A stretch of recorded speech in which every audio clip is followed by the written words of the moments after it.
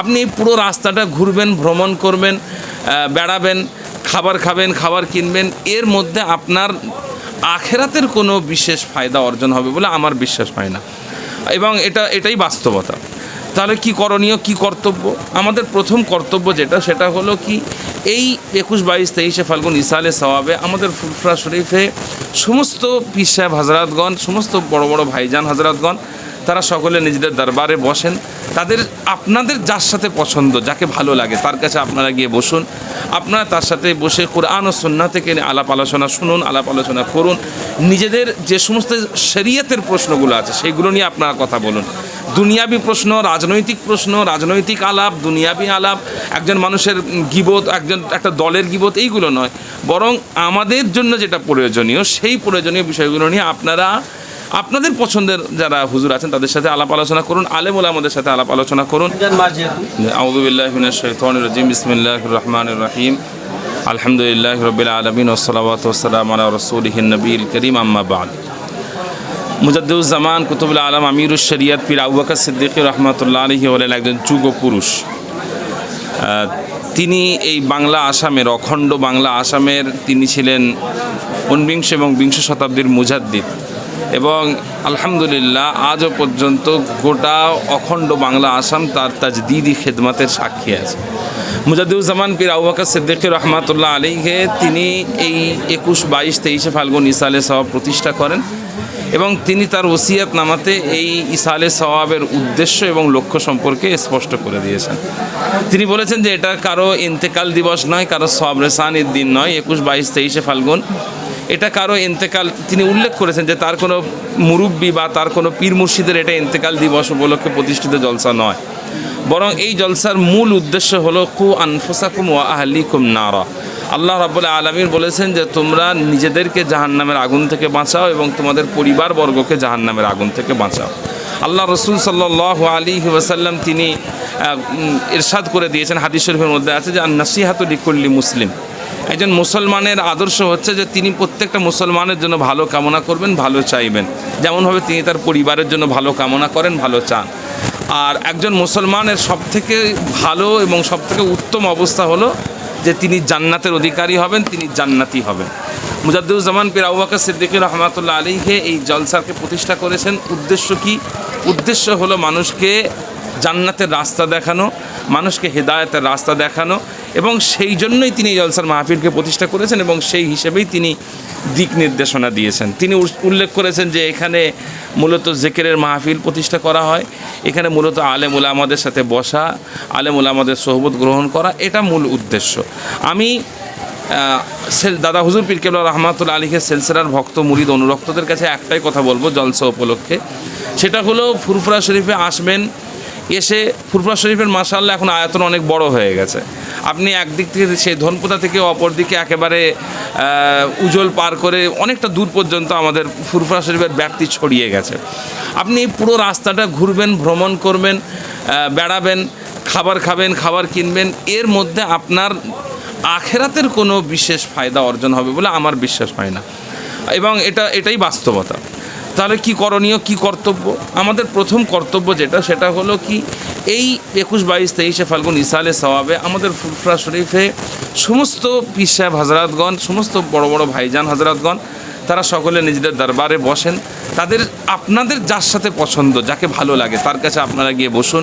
আপনারা তার সাথে বসে কোরআন ও সুন্নাহ থেকে আলাপ আলোচনা শুনুন, আলাপ আলোচনা করুন। নিজেদের যে সমস্ত শরীয়তের প্রশ্নগুলো আছে সেইগুলো নিয়ে আপনারা কথা বলুন। দুনিয়াবি প্রশ্ন, রাজনৈতিক প্রশ্ন, রাজনৈতিক আলাপ, দুনিয়াবি আলাপ, একজন মানুষের গীবত, একটা দলের গীবত, এইগুলো নয়, বরং আমাদের জন্য যেটা প্রয়োজনীয় সেই প্রয়োজনীয় বিষয়গুলো নিয়ে আপনারা আপনাদের পছন্দের যারা হুজুর আছেন তাদের সাথে আলাপ আলোচনা করুন, আলেম ওলামাদের সাথে আলাপ আলোচনা করুন। এবং এত বড় জামাত আলহামদুলিল্লাহ এখানে হয়, 5 ওয়াক্ত নামাজ, 5 ওয়াক্ত জামাত আপনারা নামাজ আদায় করুন। এবং রমজানের মাস মাশাআল্লাহ পর্যাপ্ত পরিমাণে ইফতারের ব্যবস্থা করা হয়েছে, এখানে সকলে মিলে ইফতার করুন। এবং দাদা হুজুর পীর কেবলা রহমাতুল্লাহ আলাইহির মাজার আমার দাদুজান সুলতান ওয়াজিন ছোট হুজুর পীর কেবলা রহমাতুল্লাহ আলীহের মাজার এবং ফুরফুরা শরীফের আশপাশে বহু বড় বড় ওলিয়া উলিয়ার মাজার আছে, তাদের সকলের মাজার জিয়ারত করুন। আমার মনে হয় যে এটাই আমাদের সিলসিলার মানুষদের দায়িত্ব এবং কর্তব্য এই ইসালে সওয়াবকে কেন্দ্র করে। আমি যেটা বলছি, আপনি যেটা বললেন যে তাহলে এক কথায় বলতে পারি যে শুধু ফুরফুরা শরীফে আসলো, বিভিন্ন জায়গায় ঘুরলো, মাজার জিয়ারত করলো, নামাজ পড়লো না, এমন ব্যক্তি প্রচুর আছে। তাদের উদ্দেশ্যে তাহলে কি বলবে? তাদের কি কোনো ফায়দা লাভ হবে? প্রথম কথা হচ্ছে নামাজ এমন একটা ইবাদত, এই ইবাদতটা আমাদের সিলসিলার নিজস্ব ইনভেনশন বা আবিষ্কার নয়। নামাজ আল্লাহ তাআলার হুকুম। একজন ব্যক্তি ফুরফুরা সিলসিলার হোক বা অন্য কোনো সিলসিলার হোক, সে যেমনই হোক, সে যদি মুসলমান হয় তাকে নামাজ পড়তে হবে। সুতরাং যদি কোনো ব্যক্তি নামাজ না পড়ে তাহলে সে শুধুমাত্র যে ফুরফুরার শিক্ষাকে ডিনাউন্স করলো বা অস্বীকার করলো তা নয়, সে এক কথায় ইসলামের শিক্ষাকে অস্বীকার করলো। তো সেই জন্য এটা কখনোই কাম্য নয় এবং এতে কোনো লাভ নেই, কোনো ফায়দা নেই। এবং আমি বিশ্বাস করি এক্ষেত্রে যে যদি একজন ব্যক্তির ফুরফুরা শরীফে এসে তার যদি নামাজ কাজা হয়ে যায়, যে ফুরফুরা শরীফে আসলাম, এসে নামাজ পড়লাম না, তার থেকে তার বাড়িতে থাকা ভালো। তার বাড়িতে থেকে যদি সে নামাজ আদায় করতে পারে, তার থেকে তার বাড়িতে থাকা ভালো। অনেকে বলে যে দাদা হুজুরের মাজার অন্তত একটা দিন যাবো না, নামাজ পরে পড়বো, কিন্তু দাদা হুজুরের মাজার তো যেতে হবে, কি বলবেন? না, দাদা হুজুর পীর কেবলা রহমাতুল্লাহের মাজারে জিয়ারাত এবং নামাজ পড়া সাংঘর্ষিক বিষয় নয়। নামাজ পড়া হচ্ছে ফরজ, প্রত্যেকটা মুসলমান নামাজ আদায় করবেন। দাদা হুজুর পীর কেবলা রহমাতুল্লাহের মাজার সহ পৃথিবীর যে কোনো অলি আউলিয়ার মাজার জিয়ারাত করা এটা অনেক উত্তম কাজ। এটা রাসূলুল্লাহ সাল্লাল্লাহু আলাইহি ওয়াসাল্লামের আমল ছিল, সাহাবাদের আমল ছিল এবং আজ পর্যন্ত পৃথিবীর সমস্ত বারহাক আলেম ওলামা পীর মাশায়েখদের আমল ছিল। এবং ঠিক একইভাবে তারা সবাই যেমনভাবে গুরুত্ব দিয়েছেন মাজার জিয়ারত করাতে, তার থেকে অনেক বেশি গুরুত্ব দিয়েছেন তারা নামাজ আদায় করাতে।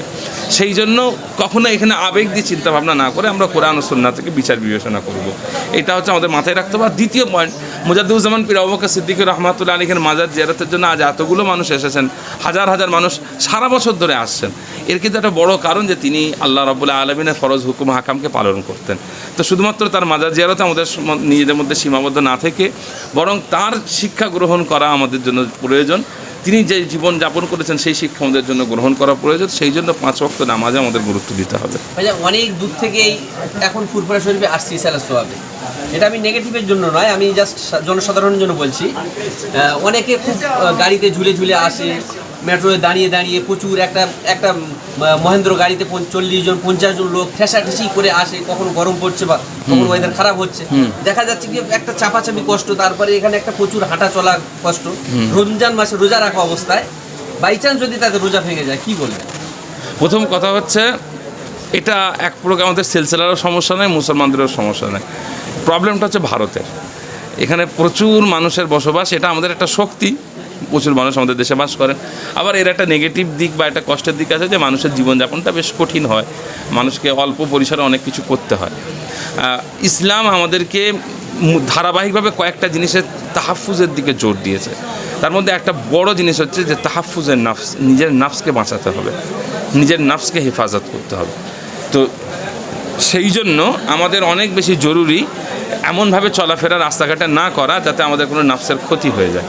এবং এটা আল্লাহ রসুল সাল্লাল্লাহু আলাইহি ওয়াসাল্লামেরও এটা আমাদেরকে বারবার শিক্ষা দিয়েছেন তিনি, যাতে আমরা নিজেদের নাফসের ওপরে অহেতুক কষ্ট না দিই। আল্লাহ রসুল সাল্লাল্লাহু আলাইহি ওয়াসাল্লাম হাদিস শরীফে বিভিন্ন জায়গায় বারবার বলেছেন যে ইরহাম আলা নাফসিকুম, ইরহামু আলা নাফসিকুম, তোমরা তোমাদের নাফসের উপরে যত্ন নাও, তোমাদের নাফসের উপরে রহম করো, দয়া করো, তার কষ্ট দিও না। তো এখান থেকে আমরা বুঝতে পারি যে নাফসের উপরে কষ্ট দেওয়াটা এটা মোটেই কাম্য নয়। দ্বিতীয় কথা, যদি এতে রোজা ভেঙে যায়, এখানে একটা কথা বলে রাখি, হুজুর পাক সাল্লাল্লাহু আলাইহি ওয়াসাল্লাম রোজা রাখা অবস্থায় হিজামা করতে নিষেধ করেছেন। কেন না, হিজামা করলে অতিরিক্ত রক্ত বের হয় এবং অতিরিক্ত রক্ত বের হলে মানুষের রোজা ভাঙতে পারে। এখান থেকে আমরা সহজে একটা জিনিস বুঝতে পারি যে শরীরকে এতটা কষ্ট দেওয়া, যে কষ্টের কারণে রোজা ভাঙা হয়, এমন কষ্ট শরীরকে বিনা ওজরে দেওয়া, রোজার মাসে দেওয়া উচিত নয়, যাতে রোজা পরবর্তীতে ভাঙতে বাধ্য হতে হয়। সেই জন্য রোজার মাসে অবশ্যই নিজের নাফসের খেয়াল রাখতে হবে যেন নিজের ক্ষতি না হয়, এবং আমরা ইবাদতের মধ্যে আছি যেন ইবাদতের ক্ষতি না হয়, এটা আমাদের লক্ষ্য রাখতে হবে। ভাইয়ার শেষ প্রশ্ন আপনাকে করবো, যেটা হচ্ছে আমরা জানি যে ফুরফুরা শরীফে ব্যাপক মানুষের ভিড় হয় এবং রমজান মাস মানে ফরজ ইবাদত। তো রমজান মাসে তারাবির নামাজের একটা বড় গুরুত্ব আছে। তারাবির নামাজের সময় আমরা তো জানি যে রমজান ফুরফুরা শরীফে ব্যাপক ভিড় হবে এবং বিশাল বড় একটা জমাত হবে, সেই জায়গায় কেন ছোট ছোট জমাত হচ্ছে? আচ্ছা, এখানে আমার আপনি যেমন আমাকে প্রশ্নটা করলেন, আমি খুব সিম্পল ভাষায় আপনাকে আমি উত্তরটা দিই। প্রথমে কি হচ্ছে, প্রথম বিষয় হচ্ছে সত্যি কথা বলে দিচ্ছি আপনাকে, সেটা হলো রমজান মাসে তারাবির নামাজ, আমরা তো বিভিন্ন গ্রামে গেছি, আমি নিজেও বহু বছর তারাবি পড়েছি, আমি নিজেও দেখেছি বহু গ্রামে বহু মানুষ তারা তারাবির নামাজ পড়েন না। তার কারণ অনেক রাকাতের সংখ্যা বেশি, এটা তাদের একটা অলসতা সেখানে কাজ করে। তো এই জন্য অনেক মানুষ এখানে, যে মানুষটা নিজের গ্রামে তারাবি পড়ছেন না, সেই মানুষটা দরবারে এসে তারাবি পড়বেন এতটা দূরে, এটা এক প্রকার মানে অসম্ভব ব্যাপার হয়ে যায়।